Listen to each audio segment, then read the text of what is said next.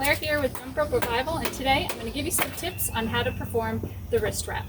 Now, the first part is you want to go into a side swing. Whichever side you go to, you want to keep that side's hand extended out a little further. And on that first rotation, you want to keep your hands there so that the rope can then wrap around your wrist.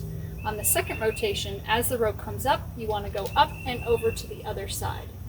Then you're going to do the reverse. You're going to unwrap. So on that first rotation on this side, you're going to unwrap, leave your hands there.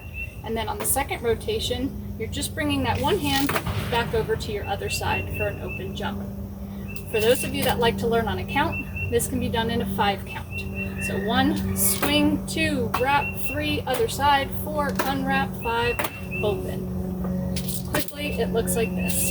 1, 2, 3, 4, 5. I hope these tips help, and I hope you have a blessed day.